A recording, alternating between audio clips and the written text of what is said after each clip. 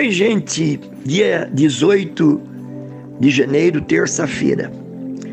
O evangelho é tirado de Marcos, capítulo 2, versículos de 23 a 28. Antes de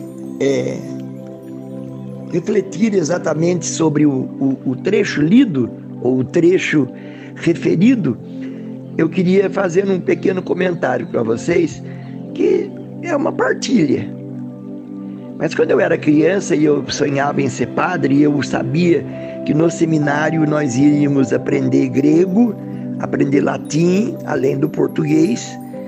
Então eu ficava todo assim, curioso e preocupado, mas honrado de saber falar grego e latim. Pois bem, os anos passaram, eu tive que prorrogar minha entrada por isso, por aquilo. E quando foi em 1977 eu entrei.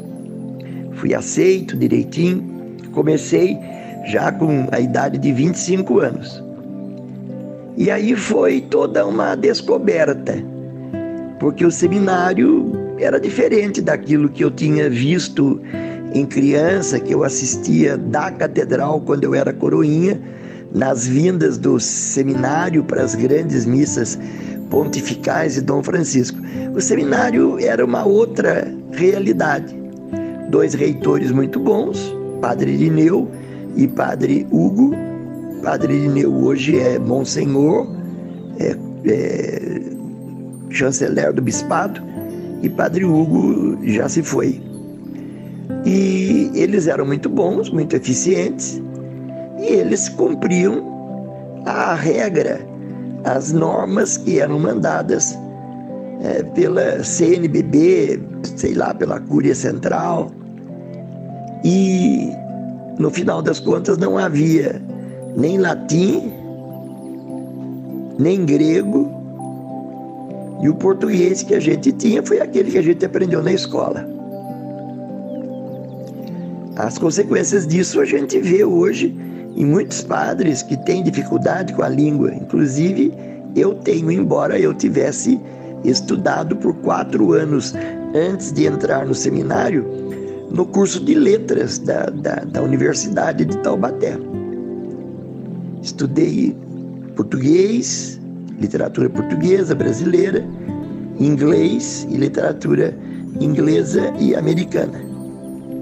Eu aprendi bastante porque eu gostava muito destas matérias, inclusive na língua portuguesa eu adorava a teoria literária, as aulas de estilos e formas.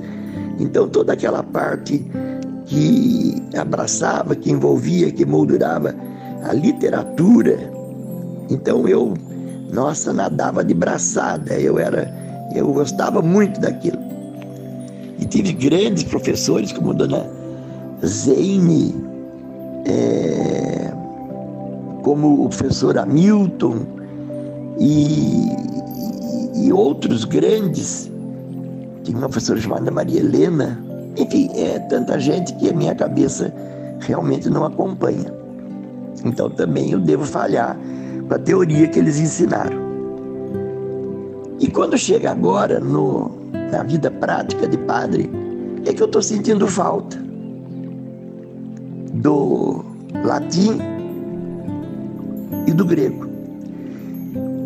O evangelho de hoje é tirado, como eu disse, de São Marcos 2, capítulo 13. E o trechinho da Paulus que eu leio todo dia diz assim: Jesus, num certo sábado, estava passando pelas plantações de trigo. E os discípulos começaram a abrir caminho, arrancando espigas.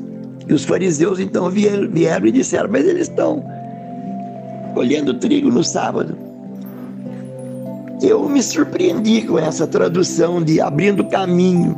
Então eu fui procurar na Bíblia da Ave Maria e está escrito: num dia de sábado o Senhor caminhava pelos campos e seus discípulos, andando, começaram a colher espigas. Você vai dizer: mas tem diferença? Tem. Uma coisa é você andar, E colher, outra coisa é colher para poder andar.